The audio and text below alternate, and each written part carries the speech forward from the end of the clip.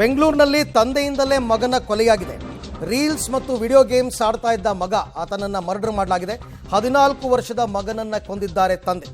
ಅಂದರೆ 20 ದಿವಸದಿಂದ ಈತ ಸ್ಕೂಲ್ಗೆ ಹೋಗ್ತಾ ಇರಲಿಲ್ವಂತೆ. ಮನೆಯಲ್ಲೇ ಕೂತ್ಕೊಂಡು ರೀಲ್ಸ್ ಮಾಡೋದು, ವಿಡಿಯೋ ಗೇಮ್ ಆಡೋದು ಈ ಥರ ಮಾಡ್ತಾ ಇದ್ದ. ಸೊ ಮಗನಿಗೆ ಬೈದು ಮನೆಯಲ್ಲಿದ್ದ ಕ್ರಿಕೆಟ್ ಬ್ಯಾಟ್ನಿಂದ ಮಗನ ತಲೆಗೆ ಹೊಡೆದು ಕೊಲೆ ಮಾಡಿದ್ದಾನೆ ತಂದೆ. ಆರೋಪಿ ರವಿಕುಮಾರ್ನನ್ನು ಈಗ ಪೊಲೀಸರು ವಶಕ್ಕೆ ಪಡೆದು ವಿಚಾರಣೆ ಮಾಡ್ತಾ ಇದ್ದಾರೆ. ಇದು ಎಣ್ಣೆ ನಶೆಯಲ್ಲಿ ನಡೆದಿರ್ತಕ್ಕಂಥ ಕೃತ್ಯ ಅಂತಕ್ಕಂಥದ್ದು ಕೂಡ ಈಗ ಬೆಳಕಿಗೆ ಬಂದಿದೆ. ಇರಬಹುದು, ಕೋಪ ಏನು ಬೇಕಾದರೂ ಬಂದಿರಬಹುದು, ಆದರೆ ಒಬ್ಬ ಮಗ ಅನ್ನೋದಕ್ಕಿಂತ ಒಬ್ಬ ವ್ಯಕ್ತಿಯನ್ನು ಹೊಡೆದು ಕೊಲ್ಲುವಂತಹ ಅಧಿಕಾರ ಯಾರಿಗೂ ಇಲ್ಲ. ಆತ ಏನೇ ತಪ್ಪು ಮಾಡಿದರೂ ಕೂಡ. ಆದರೆ ನನ್ನ ಮಗ ಅನ್ನೋ ಕಾರಣಕ್ಕೋಸ್ಕರ ನಾನು ಹೊಡಿತೀನಿ ಬಡಿತೀನಿ ಅನ್ನೋ ಹಾಗೂ ಇಲ್ಲ. ಯಾರೂ ಕಾನೂನನ್ನು ಕೈಗೆ ತಗೊಳ್ಬಾರ್ದು. ಆದರೆ ಈತನಿಗೆ ಮೈ ಮೇಲೆ ಪ್ರಜ್ಞೆ ಇತ್ತಾ ಇಲ್ವಾ ಗೊತ್ತಿಲ್ಲ. ಕ್ರಿಕೆಟ್ ಆಡ್ತಾನೆ, ಗೇಮ್ಸ್, ವಿಡಿಯೋ ಗೇಮ್ಸ್ ಆಡ್ತಾನೆ, ರೀಲ್ಸ್ ಮಾಡ್ತಾನೆ. ಮೊಬೈಲ್ನಲ್ಲೇ ವಿಡಿಯೋ ಗೇಮ್ಸು, ರೀಲ್ಸು ಇವೆಲ್ಲ ಯಾವಾಗಲೂ ಮೊಬೈಲ್ನಲ್ಲೇ ಮುಳುಗಿರೋದು. ತುಂಬ ಜನರ ಮನೆಯಲ್ಲಿ ಈ ಸಮಸ್ಯೆ ಇದೆ.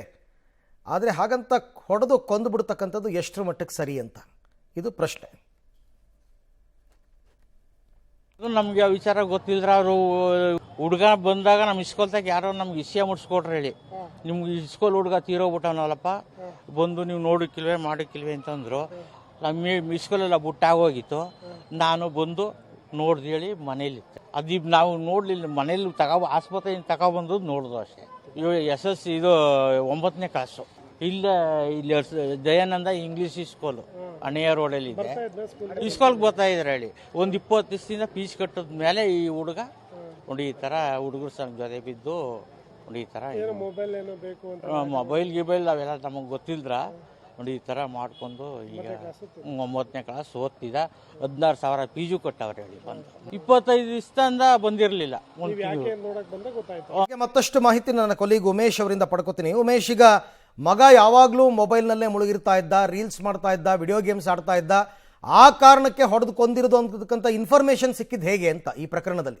ಅರವಿಂದ್, ಏನು ತೇಜಸ್ ಏನಿದೆ 14 ವರ್ಷದ ಯುವಕ, ಅಂದ್ರೆ 20 ದಿನದಿಂದ ಆತ ಸ್ಕೂಲ್ಗೆ ಹೋಗಿರಲಿಲ್ಲ. ಯಾವಾಗ ನೋಡಿದ್ರು ಆತ ಪೋಲಿ ಹುಡುಗರ ಜೊತೆ ಬ್ಯಾಗ್ ಹಾಕೊಂಡು ಹೋಗುವಂಥದ್ದು, ಸ್ಕೂಲ್ಗೆ ಹೋಗ್ತೀನಿ ಅಂತ. ಆದರೆ ಸ್ಕೂಲ್ಗೆ ಮಾತ್ರ ಹೋಗ್ತಾ ಇರಲಿಲ್ಲ. ಯಾವಾಗ ಅವ್ರ ತಂದೆ ರವಿಕುಮಾರ್ ಸ್ಕೂಲಲ್ಲಿ ವಿಚಾರಿಸ್ತಾರೆ, ಆವಾಗ 20 ದಿನದಿಂದ ಆತ ಸ್ಕೂಲಿಗೆ ಬಂದಿಲ್ಲ ಅನ್ನೋ ವಿಚಾರ ಗೊತ್ತಾಗುತ್ತೆ. ಆ ನಂತರದಲ್ಲಿ ಆತ ಬಂದು ತಿಳುವಳಿಕೆ ಹೇಳುವಂಥ ಕೆಲಸ ಕೂಡ ಅವ್ರ ತಂದೆ ಮಾಡಿದ್ದಾರೆ. ಆದರೂ ಕೂಡ ಮಗ ತೇಜಸ್ ಮಾತ್ರ ತಂದೆಯ ಮಾತಿಗೆ ಯಾವುದು ಕೂಡ ರೆಸ್ಪಾಂಡ್ ಮಾಡಿರಲಿಲ್ಲ. ಅದಾದ ನಂತರದಲ್ಲಿ ಮನೆಯಲ್ಲಿ ಪ್ರತಿದಿನ ಸಂಜೆ ಬಂದ ತಕ್ಷಣಕ್ಕೆ ಮೊಬೈಲ್ ಒಂದಿರುತ್ತೆ. ಮೊಬೈಲ್ನಲ್ಲಿ ವಿಡಿಯೋ ಗೇಮ್ ಆಡುವಂಥದ್ದು, ರೀಲ್ಸ್ ನೋಡುವಂಥದ್ದು ಮಾಡಿಕೊಂಡು ಕಾಲ ಕಳೀತಾ ಇದ್ದ. ಎಷ್ಟೇ ಹೇಳಿದರೂ ಕೂಡ ಓದ್ಕೋತಾ ಇರಲಿಲ್ಲ ಅನ್ನೋದು ಸಂಬಂಧಪಟ್ಟ ಹಾಗೆ ತಂದೆ ಸಾಕಷ್ಟು ಬಾರಿ ಬುದ್ಧಿ ಹೇಳಿದ್ದಾರೆ. ಆದರೂ ಕೂಡ ಆತ ಕೇಳಿಲ್ಲ. ಗುರುವಾರ ರಾತ್ರಿ ಕೂಡ ತಂದೆ ರವಿಕುಮಾರ್ ಮನೆಗೆ ಬಂದಂಥ ವೇಳೆಯಲ್ಲಿ ಮಗ ಮನೆಯಲ್ಲಿ ಮೊಬೈಲ್ನಲ್ಲಿ ಗೇಮ್ ಆಡ್ತಿರ್ತಾನೆ. ಅಷ್ಟೇ ಅಲ್ಲದೆ ಆ ಮೊಬೈಲ್ ಹಳೇದಾಗಿದೆ, ಹಾಗಾಗಿ ಹೊಸ ಮೊಬೈಲ್ ಕೊಡಿಸುವಂತೆ ತಂದೆ ಬಳಿ ಆತ ಗಲಾಟೆ ಮಾಡಿದ್ದ. ಈ ಸಂದರ್ಭದಲ್ಲಿ ಆತ ಕೂಡ ಕುಡಿದ ಮತ್ತಿನಲ್ಲಿದ್ದರು ಅಂತ ಈಗ ಸದ್ಯಕ್ಕೆ ಗೊತ್ತಾಗ್ತಾ ಇರುವಂಥದ್ದು. ಆ ಸಂದರ್ಭದಲ್ಲಿ ಮನೆಯಲ್ಲಿದ್ದಂಥ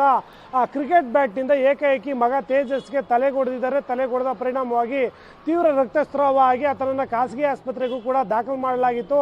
ಆದರೆ ನಿನ್ನೆ ತಡರಾತ್ರಿ ಮಗ ತೇಜಸ್ ಈಗ ಸಾವನ್ನಪ್ಪಿರುವಂಥದ್ದು.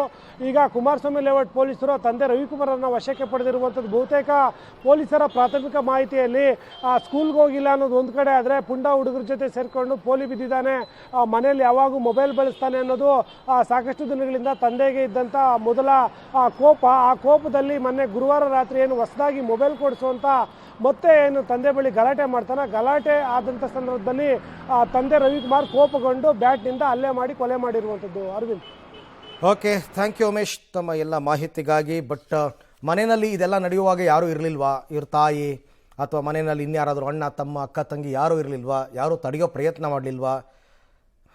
ಗೊತ್ತಿಲ್ಲ. ಏನೇ ಆದರೂ ಕೊಲೆನೇ. ಕಾರಣ ಏನೇ ಇದ್ದರೂ ಕೂಡ ಈಗ ಒಬ್ಬ ಕೊಲೆಗಾರನನ್ನು ಯಾವ ರೀತಿ ಟ್ರೀಟ್ ಮಾಡ್ತಾರೆ ಅದೇ ರೀತಿಯಲ್ಲೇ ಟ್ರೀಟ್ ಮಾಡಬೇಕು. ಹಾಗೆ ತನಿಖೆ ಕೂಡ ನಡಿಬೇಕೀಗ.